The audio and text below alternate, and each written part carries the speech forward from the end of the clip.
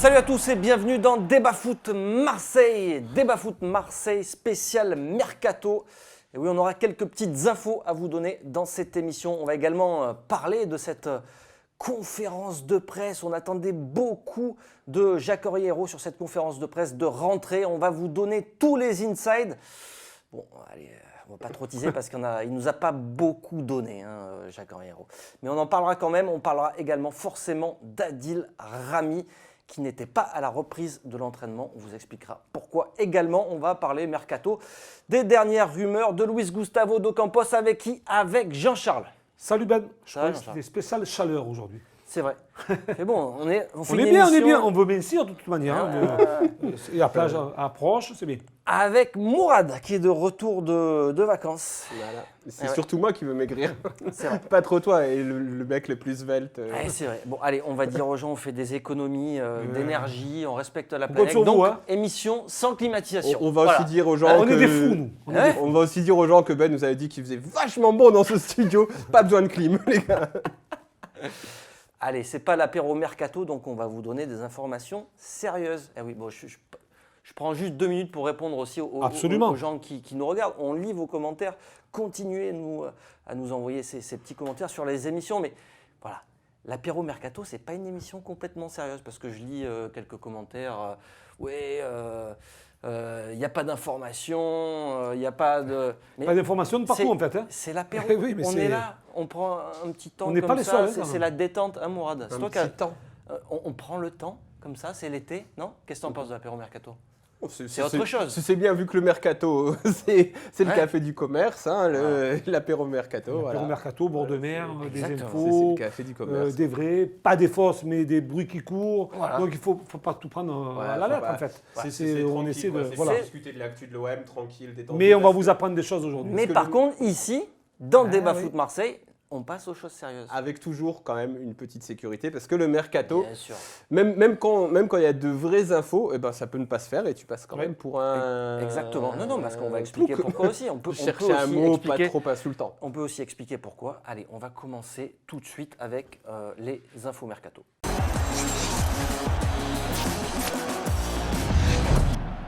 Et oui, les infos mercato du week-end, déjà, c'était les offensives qui font peur.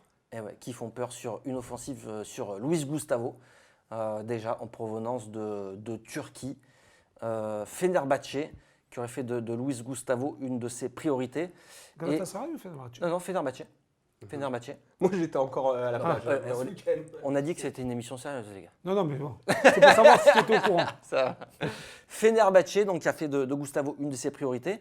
Et donc ce matin aussi, on a pris un petit peu plus de détails, notamment autour de la valeur du montant potentiel du transfert, qui pourrait être autour de 9 millions d'euros. Voilà, c'est ce que raconte la presse turque. Donc on prend aussi des précautions.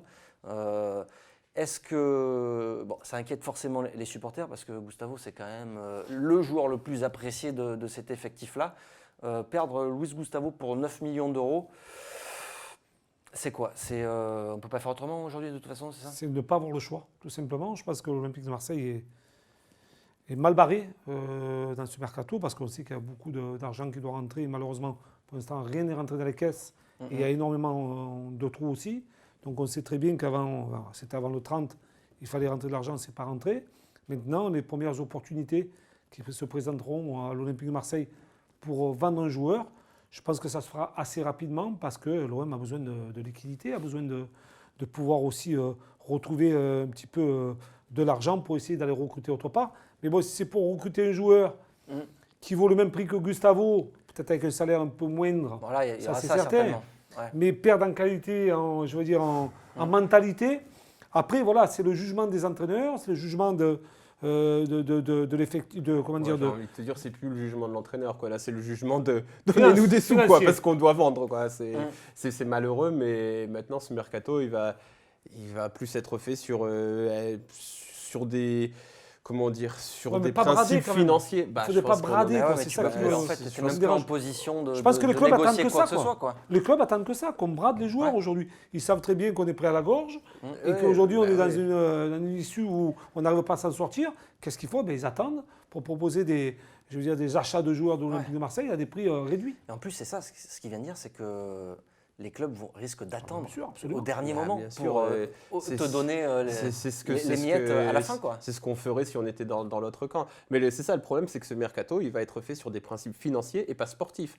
Parce que tu n'as pas le choix, parce que tu as fait n'importe quoi pendant 3 ans et que donc maintenant tu es à la bois financièrement et que peut-être que Villas-Boas c'est un très bon coach. On va voir ce que ça va donner.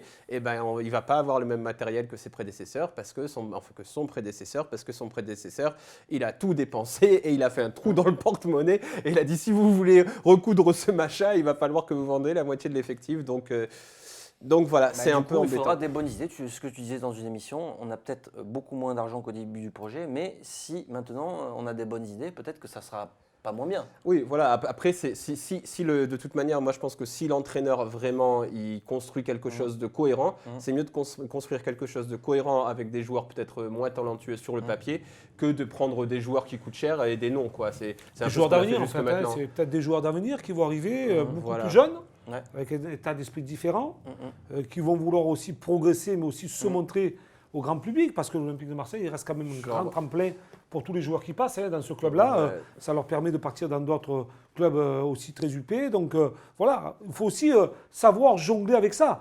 À un moment donné, Zubizarreta est très fort dans ce domaine-là, d'aller récupérer certainement de jeunes joueurs dans le championnat de France pour essayer après de faire bonifier tout ça.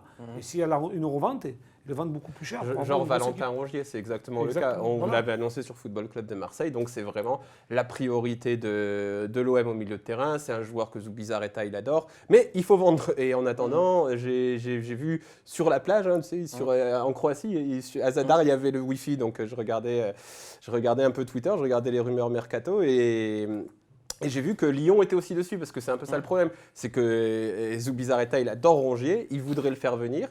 Et dans l'idée, tu vois, c'est un peu ça, on se dit, bon, on fait partir Gustavo, on va le remplacer par Rongier, plus jeune, il y a Mendes quand même. Alors ça, c'est d'une source sûre, Mourad, c'est que si Ndombele s'en va, c'est quasiment sûr, du côté de Tottenham, la priorité, c'est Mendes. Mais c'est déjà pratiquement fait, non?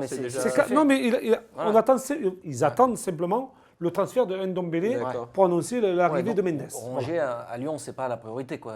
C'est plus Mendes. Ils vont pas faire Mendes et Rongier. Mais par contre, ce qui fait peur sur Rongier aussi, c'est que apparemment Kita, il demande des sous, quoi. Donc si tu vends Gustavo pour 9 millions, alors certes Rongier, tu vas lui donner un salaire moindre que Gustavo. Tu vas lui donner 2 fois moins un salaire. Mais si tu le prends pour 20 millions, tu vois, après c'est un. Est-ce qu'il n'y a pas des accords? C'est les reines du shopping, quoi. Mais tu fais des. Tu vois, tu gagnes d'un côté, tu perds de l'autre. Si c'est quoi déjà le dicton? C'est déshabiller Paul pour habiller Pierre. Ça ne sert pas à grand-chose non plus. Donc, il faut être intelligent. Après, moi, Rongier, j'aime bien son profil, mais il faut voir à combien tu peux le faire venir. Aujourd'hui, ce qui est sûr, c'est qu'on peut vous confirmer que Rongier reste une priorité. C'est une priorité de l'Olympique de Marseille. Et ça pourrait même être donc, la première recrue de l'Olympique de Marseille si jamais il y a un départ, parce qu'il faut toujours qu'il y ait un départ à l'heure actuelle. Sinon, il y aura au moins un. Mais en plus, comme tu viens de dire, la situation où l'Olympique de Marseille se trouve, c'est vrai qu'on n'a pas trop le choix de la discussion, en fait. Alors, est-ce qu'il n'y a pas des accords? Peut-être que Rongier viendra à l'Olympique de Marseille, peut-être qu'il y aurait des jeunes joueurs qui pourraient aller du côté de Nantes, on ne sait pas. Parce que ça, c'est encore, ça se trame tout en dessous. Il y a peut-être des possibilités aussi qui peuvent arriver. Alors, j'aimerais juste qu'on parle maintenant d'Ocampos également. Ocampos qui lui aussi est dans le viseur du FC Séville, qui serait prêt à mettre entre 11 et 13 millions d'euros. Alors, est-ce que c'est une bonne affaire pour l'OM, sachant qu'il ne reste plus qu'un an de contrat? Et là aussi, c'est un joueur qui est apprécié par les supporters. Donc, imagine tu perds et Ocampos et Gustavo, c'est quand même une grosse les deux joueurs de caractère de cette équipe. Oui, mais alors ce qui est assez bizarre, c'est qu'on a entendu parler de prolongation pour Ocampos, et puis c'est toujours en stand-by, en fait. Il n'y a rien qui arrive. Alors on veut le vendre, il y a des propositions entre 11 et 13 millions d'euros. Je pense que s'il y avait une prolongation, ça pourrait se vendre un petit peu plus cher. Alors est-ce que c'est du côté d'Ocampos qu'on refuse? Est-ce que c'est du côté de l'Olympique Marseille qu'on fait pas peut-être la bonne offre aussi aux joueurs? C'est tout ambigu là-dedans. Donc, c'est un peu ça aussi, c'est aussi un peu la masse salariale. Ocampos, il se dit, bon, moi j'ai sorti une bonne saison pour pas être plus vulgaire. Et sa meilleure saison. Et il voit les mecs autour de lui, il se dit, lui il gagne 330 000, Valère Germain, lui il gagne 500 000, Payet. Bon, est-ce que je peux pas... Et après, peut-être que l'OM n'est plus en mesure de donner ces salaires-là. Ça, c'est certain. C'est évident. Voilà, non, mais par contre, tu peux faire un salaire, je ne sais pas, on va discuter de salaire, on va dire un petit peu tout et n'importe quoi, un salaire de 300 000 au Campos, ce qui voudrait dire que si un club est intéressé, il va être obligé de racheter au niveau de l'indemnité beaucoup plus haute. Donc tu vas les récupérer. Oui, c'est sûr, mais est-ce que dans ce cas-là, il serait courtisé par des clubs Parce que c'est ce qu'on a fait à l'OM pendant des années. Il y a plein de joueurs, on a dit, ils sont restés avec l'amour du maillot, tout ça, même des joueurs qu'on aimait bien, mais en fait, ils sont restés parce qu'ils n'étaient pas transférables, parce que les autres clubs... Ça reste quand même une valeur marchande. Oui, au Campos. Mais après, c'est pareil, donc au Campos, donc tu vas le vendre, tu vas dire yes, on a récupéré 13, 15 millions, je ne sais plus combien, et il va falloir le remplacer. Et à 13 millions, il n'y a pas le choix, l'OM n'a pas le choix, donc c'est pas la question qu'il faut se poser, mais sportivement en tout cas... Sportivement, je pense que c'est pas une bonne affaire. Ah ouais, on peut se remettre quand même dans des parts d'Ocampos. Financièrement, oui. Non, c'est pas non plus... c'est quelqu'un qui a la bonne mentalité, qui a la grinta, qui a tout ce que tu veux, mais sportivement, on ne parle pas non plus d'un joueur transcendant, quoi. Non, ça peut se remplacer. Oui, ça peut se remplacer, facilement qu'un Florian Thauvin, ça peut aussi progresser. Il est jeune, Ocampos. Ça peut aussi progresser. C'est vrai. Moi, je regarde ça, en fait, l'aspect progression, l'aspect jeunesse. En plus, il est dans un état d'esprit irréprochable. Il était dans une phase de progression. Il était un peu dans une équipe où, tactiquement, c'était un peu, prends le ballon, débrouille-toi. Et il a réussi à tirer son épingle du jeu. Donc, tu peux te dire aussi, peut-être qu'avec un vrai entraîneur, il peut passer un palier. Et peut-être pas. Et peut-être que, rétrospectivement, c'est aussi pour ça que c'est n'importe quoi, le mercato. C'est que peut-être que, rétrospectivement, on se dira, putain, on n'a pas vendu Ocampos. Vous vous rendez compte, 13-15 millions. Il y a 2 ans, si on t'avait dit 13-15 millions pour Ocampos, tu l'aurais pris sur ton dos, tu serais parti assez vite, tu l'aurais vendu. Et il y a beaucoup de kilomètres de Marseille-Séville, hein. Mais tu les aurais fait même à la nage. Mais là, tu te dis non, ça va. Donc le football, c'est aussi une histoire de développement, de s'insérer dans un collectif. Donc il y a beaucoup de questions. Et après, c'est sûr qu'Ocampos, forcément, c'est pas le mec que tu as envie de vendre. Moi, je pense qu'il mérite de rester à l'OM et d'avoir une chance avec un très bon coach. Mais maintenant, on n'est plus dans une histoire de mérite sportif. On est dans une histoire de donne-nous des sous, sinon on crève. Donc, c'est simple. Allez, on a parlé des départs, on va parler des arrivées. Bon, c'est pas pour tout de suite, hein, les arrivées. Vous l'avez bien compris. Oui, je m'excuse, tu parles de départ, mais il y a le cas Rami, non? Ça ne fait pas partie de... Oui, mais ça, c'est une partie... Non, mais parce que bon, comme c'est un petit peu dans le... Bien sûr. On va en parler juste après. Dans la fenêtre de départ aussi. Mais tu fais bien d'en parler, mais on en parlera juste après cette rubrique que j'ai appelée les infos mercato. Les infos mercato, on continue dans le sens des arrivées peut-être. Et là, c'est une info Football Club de Marseille. J'ai même envie de mettre le breaking news, parce qu'on a racheté les droits quand même du breaking. Hein. Donc c'est un breaking qui va tomber dans cette émission. Et on parlait du départ d'Ocampos. Peut-être qu'en cas de départ d'Ocampos, il pourrait y avoir une arrivée dans le secteur offensif. Et donc selon nos informations, Mathieu Cafaro intéresse fortement l'Olympique de Marseille. Il a été supervisé à de nombreuses reprises. Et l'Olympique de Marseille a ciblé ce joueur, donc 22 ans, de Reims, 9 buts, 3 passes décisives la saison dernière. Il a marqué un but contre l'Olympique de Marseille également. C'est un peu plus, il me semble. En tout cas, c'est 7 buts, 3 passes décisives en Ligue 1. Oui, c'est 9 buts, toutes compétitions confondues, 7 buts en Ligue 1. Saison pleine. Hein. Voilà. Saison pleine. Est-ce que ça vous plaît, messieurs, ce profil Là, on n'est plus dans le... Dans le grand standing, tu veux dire. Dans le grand standing, mais c'est une révélation un peu de Ligue 1, c'est ça? Ça peut être un grand standing dans 1 an ou 2 ans. En l'occurrence, on avait Mathieu Valbuena que personne ne connaissait quand il est arrivé. Ça peut être le même cas de figure. Cafaro qui arrive de Ligue 1, qui était à Toulouse auparavant il y a 2 saisons, qui a été transféré cette année et qui a marqué 7 buts en championnat, 3 passes ou 4 passes décisives, 22 ans. Un joueur qui se situe un petit peu sur le fond de l'attaque, qui est capable de jouer côté gauche comme côté droit ou quasiment numéro 8. Donc ça aussi, c'est une opportunité qui peut servir pour un coach. Je pense que ça peut être un joueur d'avenir. Moi, je l'ai vu évoluer cette saison à quelques reprises. J'ai vu que techniquement, aucune difficulté, capable d'éliminer assez facilement. Même s'il n'est pas très grand, un 70, un 72, mais il est présent dans les contacts. Voilà, il faut savoir aussi miser sur ce genre de joueur. Parce que bon, c'est tellement facile de dire on prend un joueur confirmé, mais des fois le joueur confirmé, eh bien, quand il arrive à Marseille, il est plus du tout dans l'optique que l'OM recherchait. Ouais. Donc pourquoi pas aller tenter un coup, surtout à quoi? On va dire, allez, une fourchette entre 3 et 8 millions d'euros. C'est une grosse fourchette. Non, mais allez, on va dire 5 millions d'euros. Voilà, ça pourrait se faire aux alentours des 5 millions. Donc si tu vends Ocampos, allez, 13 dans le meilleur des cas. Et surtout, le salaire n'est pas pareil. Et que tu récupères Cafaro aux alentours des 5. Mourad, qu'est-ce que tu en penses? Je sais pas. Voilà, tu dois te couper les jambes. Ah ouais, mais le mercato. Non, mais c'est après ta démonstration. Tu vends 13, tu récupères 3. Et puis je te mets un melon avec ou pas. C'est ça. C'est le marché de la plaine qui n'existe pas. Rendez-nous le marché de la plaine. Et. Rendez-nous le marché de la plaine. Ouais. C'est compliqué. Je sais pas, parce que moi j'avais vu, d'ailleurs il marque un but contre l'OM, parce que j'avais fait le déplacement à Reims. Et c'est vrai qu'il était pas mal, c'est un bon petit joueur, c'est un peu une des révélations de la Ligue 1. Pourquoi pas, je suis d'accord avec toi aussi, c'est un peu le genre de joueur qu'il nous faut, c'est un peu le genre de truc à tenter. Mais là justement, tu vois, on le tente quand il est un petit peu sur la pente ascendante, que à Transfermarkt, il devait être 7,50 millions. Donc est-ce que si tu le prends en 7 millions, c'est quand même un risque plus grand que si tu le prends à 3 ou 4 millions et qu'après il explose. Donc ça rentre en compte. C'est que le truc, c'est que c'est pas mal, mais c'est un peu comme quand tu prends Florian Thauvin. Tu te souviens quand Florian Thauvin arrive, si tu vas le chercher à Bastia, comme Lille le fait, pour, je ne sais plus combien il l'avait pris, mais pour assez peu, c'est différent que quand tu vas le chercher après sa demi-saison en feu à Bastia, où il avait déjà explosé. Bon, c'est un peu confus, mais je sais pas trop. Et il y a un autre truc avec Cafaro, je me souviens que j'avais lu une interview de David Guillon, qui est l'entraîneur de Reims, donc, et qui est quelqu'un d'intéressant sur les ressorts psychologiques, etc. Et qui disait qu'avec Cafaro, de temps en temps, il avait fallu le piquer, etc., pour lui dire qu'il pouvait donner plus, qu'il fallait qu'il donne plus, qu'il fallait qu'il en fasse plus. Jean-Charles disait qu'il avait un problème avec une soirée un peu... avec un... Ouais, mais bon, s'il ne fait pas de bêtises, voilà, c'est pas ce pourquoi... Il ne faut pas condamner toute personne qui... à un moment donné, un petit débordement. Voilà, après, je suis complètement d'accord. Sur le papier, pourquoi pas. Voilà, pourquoi pas. C'est pourquoi pas, mais combien ça va coûter? Pourquoi faire? Comment? C'est toujours la solution. Est-ce qu'on a d'autres solutions? C'est un transfert qui est aujourd'hui à la portée de l'Olympique de Marseille, surtout. Est-ce que Reims ne va pas se dire l'OM vient, il a fait une bonne saison, allez hop, 10 millions?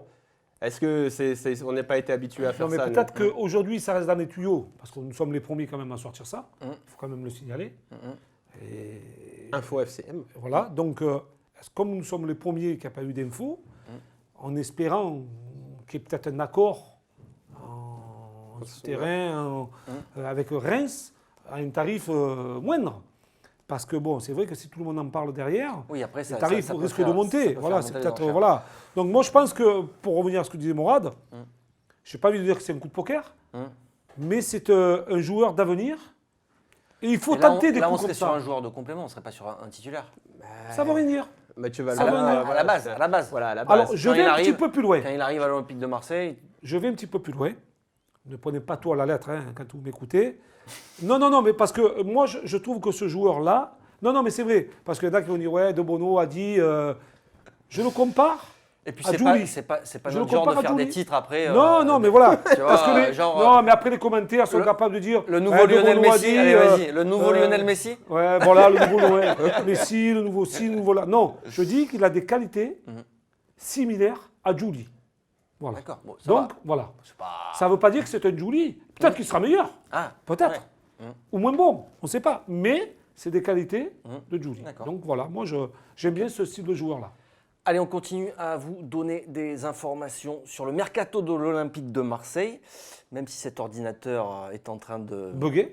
Non, pas de bugger, il se met en veille. Mais bon, c'est des problèmes de réglage, de paramétrage d'ordinateur. Il a chaud, parce que certainement plus 98 degrés dans ce studio. Je partirai en vacances. Peut-être. Alors, l'information qu'on peut vous donner, en tout cas, c'est une confirmation. Là, on va être plus dans le FC confirmation. FC confirmation. Voilà. FC confirmation, parce que l'information est venue d'Argentine la semaine dernière, ou il y a 15 jours peut-être.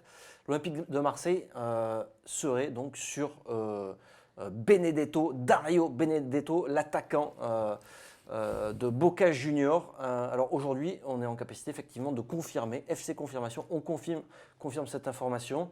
L'OM est bien dessus et aurait un petit peu lâché finalement la piste Marcus Thuram. Enfin, un peu entre parenthèses parce que ça serait trop, le montant demandé est trop important pour l'Olympique de Marseille. Donc l'Olympique de Marseille aujourd'hui étudie vraiment la piste Dario Benedetto. C'était un de tes bons plans mercato d'il y a 2 ans. Voilà, parce que c'est un joueur que j'ai vu beaucoup jouer, Dario Benedetto. C'est un très bon joueur et quand on aime bien le football, c'est un peu un joueur racé, un attaquant qui a des beaux gestes devant le but, qui enroule bien ses ballons, même si c'est pour faire une frappe à 6 mètres. C'est quand dans la finition, il a des beaux gestes. C'est un styliste.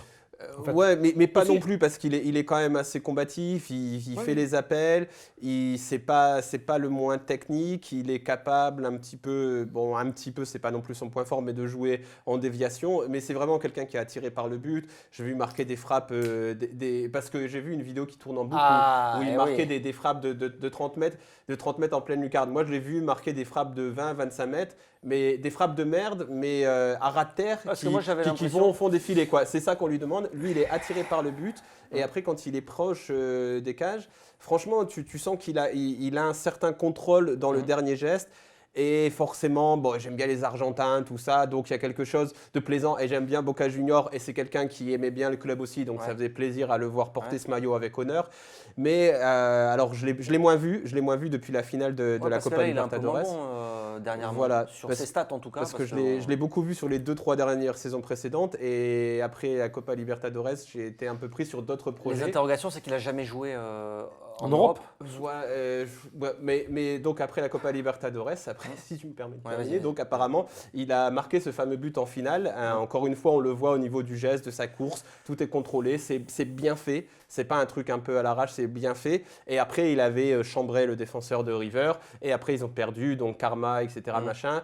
Il a depuis un peu une baisse de confiance apparemment. Donc j'ai vu qu'un match... qu'un match où il était, j'ai vu 4-5 matchs de Boca depuis, donc vraiment très peu. Depuis ce moment, c'était en janvier, il me semble, la finale de la Libertadores, donc voilà.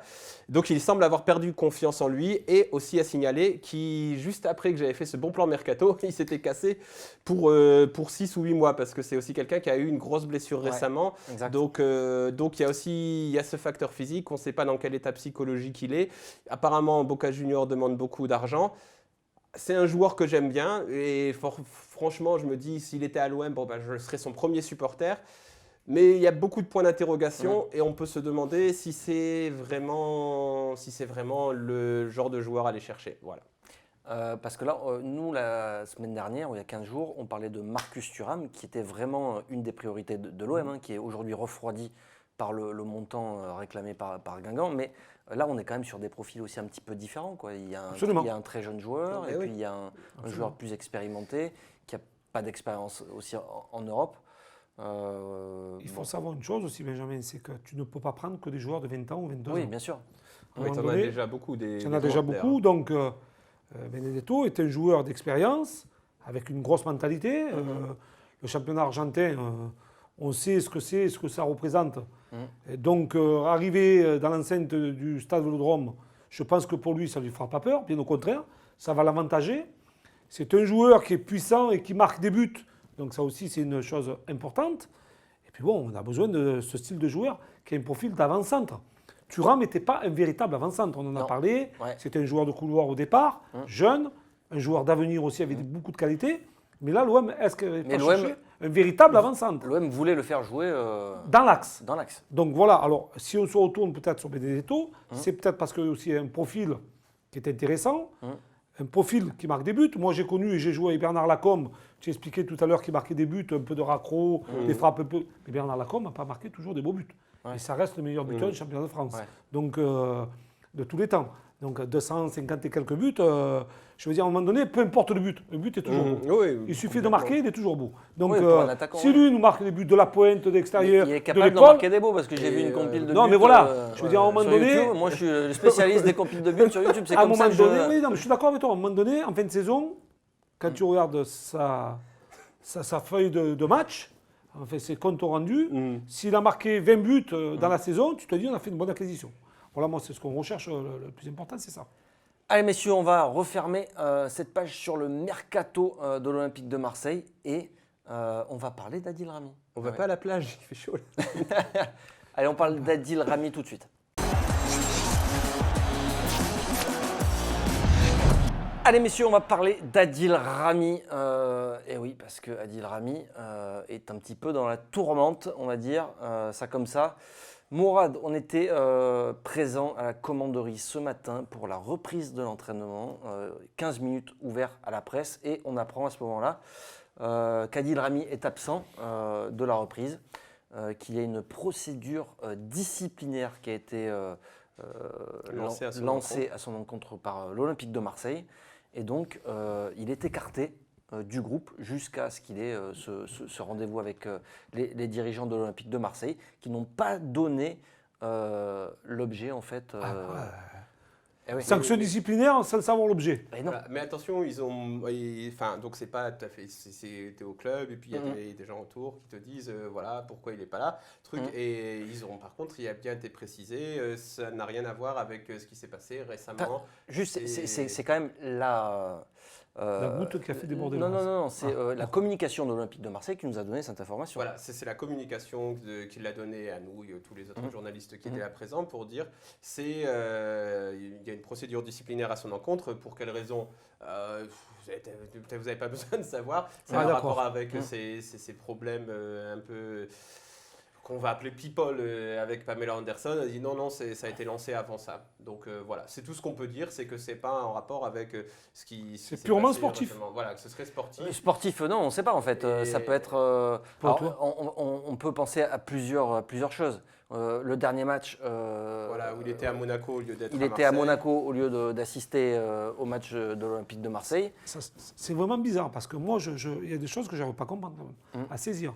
C'est-à-dire que le dernier match, il n'est pas là, il ne se passe rien pendant 2 mois là, ou 1 mois et demi, de toute la période de vacances.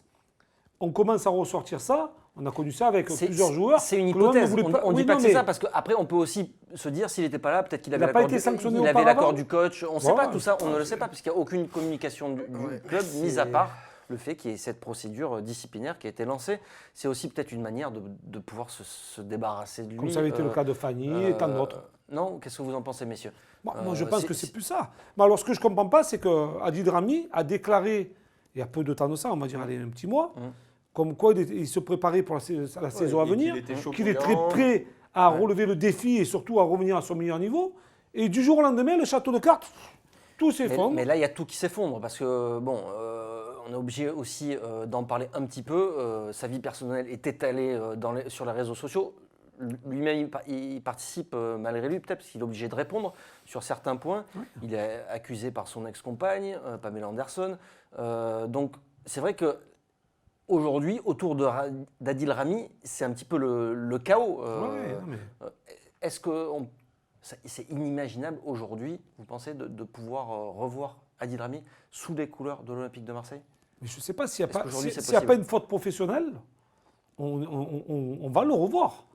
Ou alors c'est que l'Olympique de Marseille a décidé de ne plus le conserver, même si Adil veut rester, et de faire un licenciement, comme ça s'est passé avec d'autres joueurs les saisons précédentes. Voilà, c'est ça. Donc le mettre, comme on dit dans le lot. Ça se réglera au tribunal. Et ça se réglera au tribunal. Ça, c'est encore autre chose. Maintenant, de savoir ce qu'il a pu faire, ou ce qu'il a pu dire, ou si c'est une histoire et Pamela qui rentre en jeu. Non, ça vraiment, ça nous a on vous a confirmé que ce n'était pas ça. Donc c'est purement sportif et financier, parce que c'est une histoire financière, qu'on le veuille ou non. Si on ne veut plus Adil Rami aujourd'hui, c'est parce qu'Adil Rami, la saison passée, sur le plan sportif, il n'a pas été très très bon et qu'il a un salaire élevé. Est-ce que parce qu'on veut faire confiance aux 2 jeunes qui sont là actuellement et prendre peut-être un défenseur d'un autre calibre avec une autre mentalité ou je ne sais quoi. Mais voilà, après ça va rentrer encore dans une situation compliquée et inconfortable pour le joueur, mais aussi pour le club. Parce que ça va être encore des tiraillements à droite et à gauche. Après, c'est vraiment compliqué ces trucs-là parce que tu ne sais pas sur quoi. Parce qu'il y en a eu des procédures disciplinaires lancées contre plein de joueurs depuis qu'ils sont arrivés. Tu as eu Rod Fanny, ça s'est terminé au prud'homme. Tu as eu Patrice Evra Là, pour le coup, ça paraissait quand même un minimum comment dire, justifié. Tu as eu Bédimo, là ça paraissait quand même vachement injustifié. Ah ouais, ça, donc tu sais pas s'il s'est passé des choses qui sont très importantes et peut-être que je sais. Alors c'est aucune info, zéro info, bandeau zéro info, bandeau totale hypothèse parce qu'après ça va être repris. Mais je sais pas, imaginons que tu vois, il se soit chauffé avec Garcia et qu'il l'ait insulté, ou avec Zoubi, ou avec Hérault, n'importe qui, et que donc ils se disent, bon, bah, par rapport à ça, c'est faute grave, ou tu vois, quelque chose qu'on ne sait pas, qui peut valoir de ça. Après, si c'est juste pour s'en débarrasser, comme on l'a fait avec d'autres, alors je ne suis pas du tout fan du personnage d'Adil Rami, etc., de Fort Boyard. Mais à la limite, ça ne me regarde pas. Adil Rami, il a été nul comme pas possible la saison précédente, et bon, la saison d'avant. Donc, je sais pas. Si c'est juste le virer pour le virer, c'est peut-être pas. Ça va coûter plus cher à l'Olympique de Marseille de le virer que de le conserver. Justement, parce que là, le problème, c'est qu'on devait déjà recruter un défenseur central. Mais si on vire Rami, il va falloir en recruter deux. Et vu la situation financière de l'Olympique de Marseille. Ouais, mais peut-être deux au même salaire qu'un Rami. Tu comprends? D'accord. Voilà, c'est plus jeune, peut-être un gars qu'on va préparer, un jeune joueur qu'on va préparer et un autre d'expérience qui va arriver avec. Titulaires, c'est déjà deux jeunes. Alors si tu rajoutes, si tu mets que des jeunes en défense centrale. Après, je ne sais pas le système de jeu que ça va commencer. Villas-Boas va vouloir faire aussi, parce qu'il peut jouer à 3 derrière. Deux stoppers, un libéraux. On ne sait pas comment ça peut se passer. D'accord. On fait à 3, à 5, peu importe la tactique. Mais aujourd'hui, si tu n'as plus Rami et il n'y a plus Rami, dans ton effectif, tu n'as que 2 défenseurs centraux. C'est marrant, mais vraiment, je me souviens de Rudy Garcia qui disait cet effectif, il a été construit en dépit du bon sens parce qu'il y avait trop de défenseurs centraux quand il est arrivé. Donc, il en a recruté plein. Donc, du coup, là, cet été, on en a 3 qui sont partis en fin de contrat. Rolando, Abdenour, Ubochan. Bon, ok, ils jouaient peut-être pas tous. Et les 3, d'ailleurs, ils jouaient plus du tout tous les 3. Et si Rami s'en va en plus, donc on avait 6 défenseurs centraux. Et là, ils vont tous partir. Mais on a Grégory Sertic qui est revenu. Exactement, c'est ce que j'allais dire. En fait, il y en a un troisième, Grégory Sertic. Il y a Sertic, mais je pense sincèrement, on avait parlé en cours de saison, mais je pense qu'un joueur comme Sakai est capable de jouer à 3 derrière. Dans l'axe. Ouais, sincèrement, attention, dans l'optique de l'entraîneur actuel, c'est peut-être aussi une vision qu'il a. Un guerrier comme Sakai, un joueur précieux défensivement. Si tu joues à 3 derrière, il te faut quand même des défenseurs. Il va te falloir des latéraux. Il va te falloir des latéraux.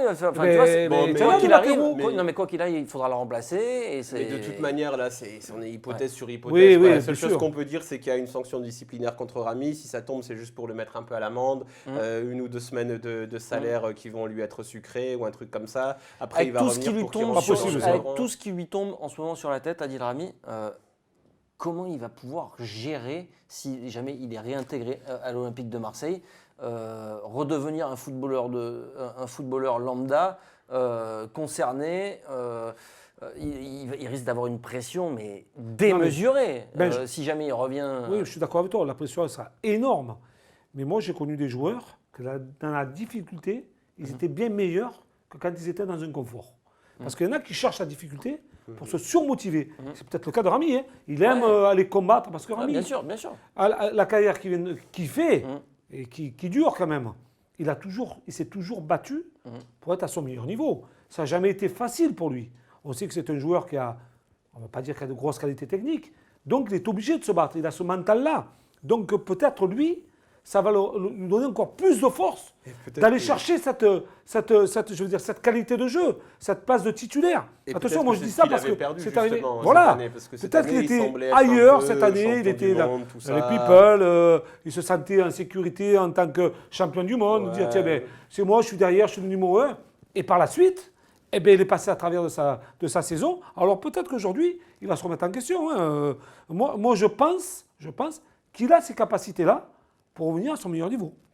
Allez messieurs, on va s'arrêter là sur le sujet Adil Rami et on va passer à un autre sujet. C'est la conférence de presse secrète de Jacques-Henri Hérault. Et oui, bien sûr, c'était secret. Le sujet en tout cas, le thème de cette conférence de presse a été gardé secret.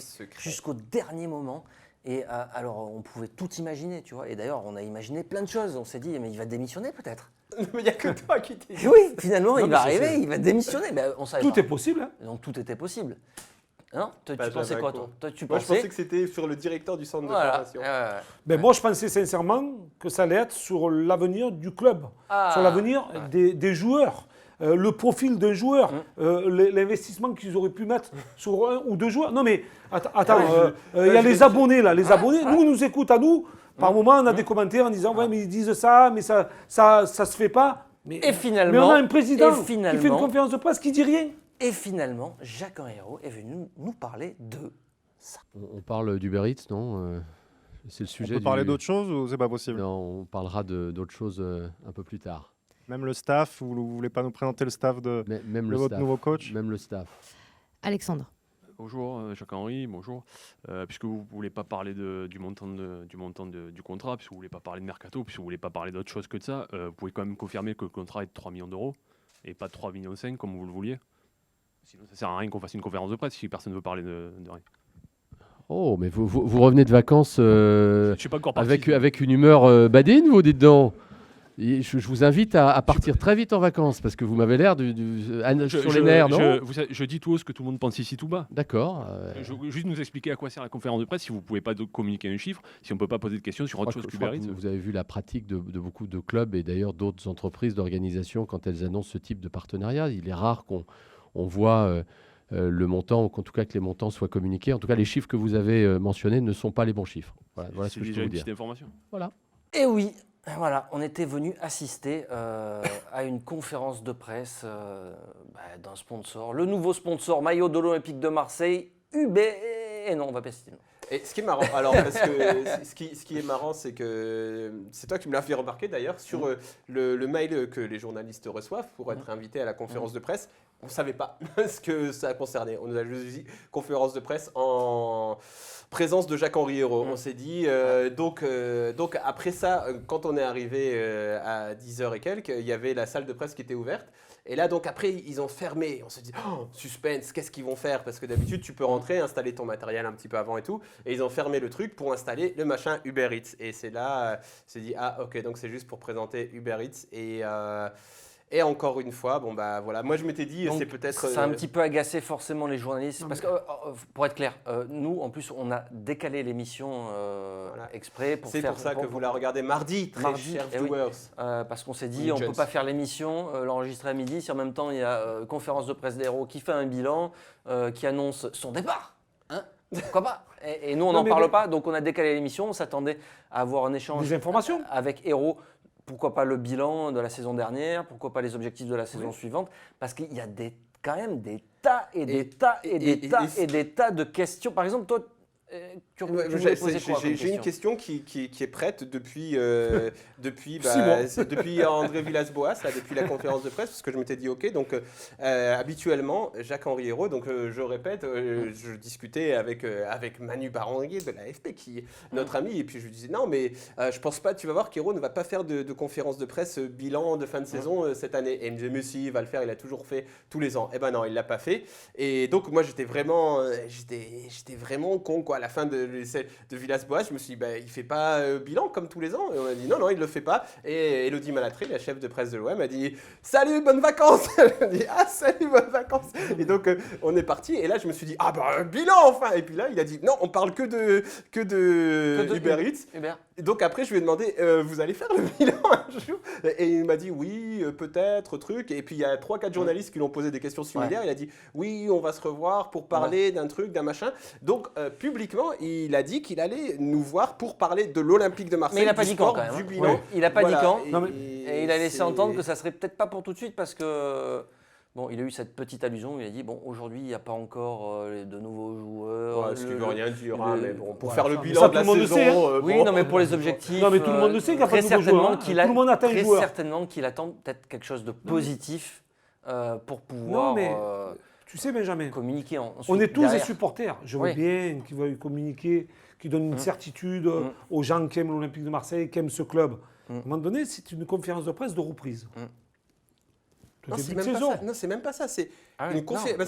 Parce que le truc, c'est qu'ils n'ont pas annoncé que c'était simplement pour le sponsor. Conférence de presse, présentation Uber Eats. En fait l'idée, c'est que si jamais ils annoncent conférence de presse du nouveau sponsor, il y a 3 journalistes, je pense, présents dans la salle de presse, parce que nous, on n'aurait pas décalé l'émission, on n'y serait pas allés.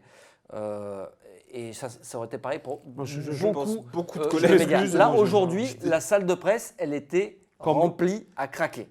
Donc, ce qui veut dire que, pour moi, ça reste quand même une conférence de presse d'avant-saison, sur une reprise. Quand un président vient, il doit s'exprimer sur le club. Pas que sur le sponsoring. Les gens attendent les supporters, les abonnés. Les abonnés. Mais ils s'attendent à quoi, les abonnés, là? Conférence de presse du président de l'Olympique de Marseille, Uber Eats. Non mais je sais pas, je comprends pas. C'est avec ça qu'ils vont prendre des abonnements? Voilà. C'est avec ça qu'ils vont voir arriver des joueurs. Jean-Charles Debono a résumé notre sentiment ce matin quand on était comme ça. Et je m'affole quoi. Je vois ça, je m'affole. Par contre, ça me déçoit en fait. Est-ce que au montage, tu pourras mettre un bip à chaque fois qu'on prononce le mot? Parce qu'on n'est pas rémunérés, nous, par le jour où tu achètes une clim... Non, mais je veux dire, à un moment donné, il faut qu'il y ait des informations. Quand Aulas va se présenter devant la conférence de presse, il donne des infos. Exactement. Même s'il ne donne pas des noms, il donne des infos. Alors, moi, j'aimerais rebondir et te faire réagir par rapport à ça. On en parlait sur le retour, c'est ce que je te disais.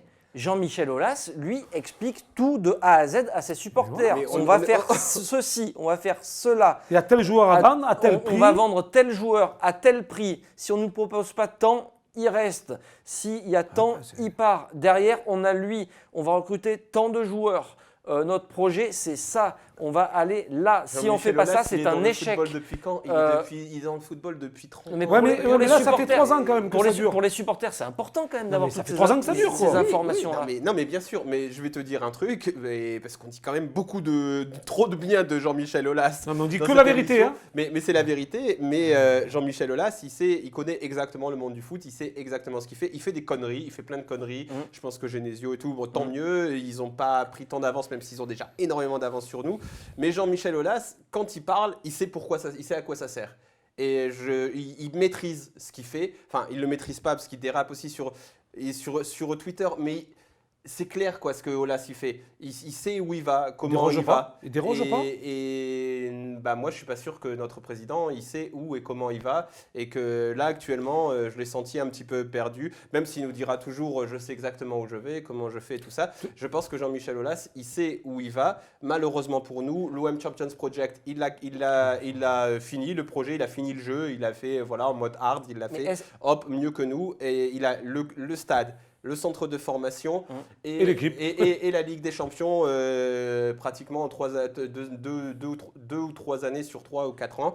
Donc il a tout et quand il parle, quand il dit on veut ce joueur-là, il sait que même si ça va niquer les négociations, c'est dans son intérêt. Nous, on n'en est pas là. Nous, on est des newbies. On dirait des newbies. On dirait qu'on recommence le jeu. Tous les ans, on recommence le jeu. Tu vois, Jean-Michel Aulas, il a fini. Et il continue. Il reprend sa partie. Il continue. Alors, il a le 2 à finir maintenant, passer au stade d'après. Mais nous, à chaque fois, on recommence level 1. Lui, on recommence sa partie. Nous, on la commence jamais, en fait. Tu comprends? Le problème est là. Vous le sentez déconnecté ou pas, complètement héros de toutes les préoccupations des supporters par rapport à l'avenir du club? Les préoccupations des supporters. Est-ce que Jacques-Henri Hérault, il pense les connaître? Lui, il va te dire, mais vous parlez au nom des supporters, est-ce que vous avez le droit? Non. Et après, donc, les supporters mécontents sur les réseaux sociaux vont parler, on dirait, est-ce que vous êtes tous les supporters? Non. Et puis après, les supporters satisfaits qui sont en attente de Villas-Boas, ils vont dire, vous voyez, ils sont là. Ils sont là. Et donc, après, est-ce que lui, il sait ce que c'est les attentes des supporters? Est-ce que, et parce que ça lui a été posé aussi en conférence de presse, on lui a dit. D'ailleurs, qu'est-ce que c'est un supporter? Je ne sais pas ce que c'est, moi. Voilà, par exemple, mais... Bon, compliqué. Petit inside aussi par rapport suite à cette conférence de presse, il y a eu un buffet quand même offert. C'est sympa. Non mais où Mourad a été royal. Il a apprécié le buffet. Quoi. Il a apprécié. Mais juste, tu peux nous raconter quand même ce qui s'est passé parce qu'on a eu ce petit échange avec. Oui, ce très petit échange. On dirait que je viens d'avoir une conversation. Non, avec Hérault, c'est intéressant quand même. Non, mais oui, c'est intéressant. Ressentir un petit peu. Ce qu'il pouvait dégager, quoi. Voilà, ce qu'il dégage, exactement. 5 minutes et Benjamin Cour m'a fait une très bonne blague. Il a dit maintenant on veut le buffet après chaque conférence de presse. Et donc Jacques-Henri Hérault a dit il faudra demander au mec de le sponsor. Ça sera facile, hein. Et ils arrivent vite. Voilà. Et donc j'ai dit à Jacques-Henri Hérault, il va commencer par la prochaine que vous nous avez promis, n'est-ce pas? Et oui, c'est pour bientôt tout ça. Et puis après, vous savez que là, les supporters vont nous dire, vous êtes des trompettes, vous les journalistes, vous n'avez pas réussi, il vous a mené en bateau, il vous a parlé de rien, etc. Et ça va être dur pour nous. Et ah ouais, ça va être dur pour vous, imaginez pour moi alors. Un truc du genre, quelque chose. Ouais. C'est à peu près TV quand même. C'est exactement ça. Non, mais imaginez ce que ça va être pour moi. Lui aussi est sous pression et on sent que moi j'ai l'impression de voir mais lui c'est rien lui aussi un petit peu sous pression. Mais jamais. Ouais, je crois qu'il c'est rien lui. Vous êtes sur pression. C'est un président. Combien de présidents sont passés à l'Olympique de Marseille? Combien de supporters il y a dans le stade et dans la France et dans l'Europe et dans le monde de l'OM? Les gens qui supportent cet Olympique de Marseille. Il faut qu'il en soit conscient quand on est président. On est sur un siège injectable. Ça, il faut qu'il en soit conscient.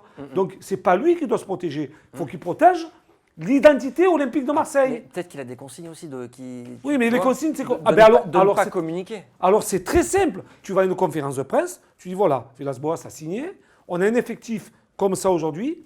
Nous sommes dans cette ligne-là où nous ne pouvons rien faire actuellement. Ouais. Rien faire actuellement, c'est déjà donner des informations. Et par la suite, si nous vendons, on achètera. Mais au moins, on commencera avec ça. Au moins, vous n'êtes pas surpris. Vous savez à quoi vous attendre et on va commencer avec cet effectif-là. Parce que là, on nous mène en bateau. On ne sait absolument rien. Rien de l'Olympique de Marseille. Avec Jacques-Henri Hérault, c'est un peu lui qui décide de l'histoire. Il dit l'histoire, c'est ça. L'histoire, il devrait prendre quelques pages de l'histoire déjà. Pour prendre le club. Non, mais c'est pas méchant ce que je dis. Il faut connaître un peu l'histoire du club. C'est une très bonne remarque, mais par exemple parce qu'il nous dit tout le temps aujourd'hui, c'est pas le temps pour parler de ça, c'est le temps pour parler du Biarritz. Comme souvent quand il y a des présentations de joueurs, il dit non, aujourd'hui c'est le temps pour parler de Valère Germain. Ah oui, mais le temps pour faire le bilan, c'est le bilan de fin de saison, c'était en fin de saison. Et maintenant donc on n'est plus en fin de saison, donc il dit oui, peut-être qu'on fera une présentation, un truc machin. Donc déjà le bilan, les temps des fois on les utilise pas trop on les utilise quand on veut bien les utiliser. Et puis après les temps et puis après ce sera pour la présentation du début de saison. Là, le jour de la reprise, c'est un peu le temps, Mais non, c'est pas maintenant encore. Donc on attend. En tout cas, il l'a répété 3-4 fois qu'il allait faire des conférences de presse. Il l'a répété après lors de ce buffet dans des discussions un peu informelles avec d'autres journalistes, etc. Donc on attend. C'est quand même contre-productif et on terminera juste là-dessus. Par rapport à la campagne d'abonnement, quand même, c'est dramatique. Non, mais même, il y a la campagne d'abonnement. Tu es censé, tu vois... Mais tu n'annonces rien.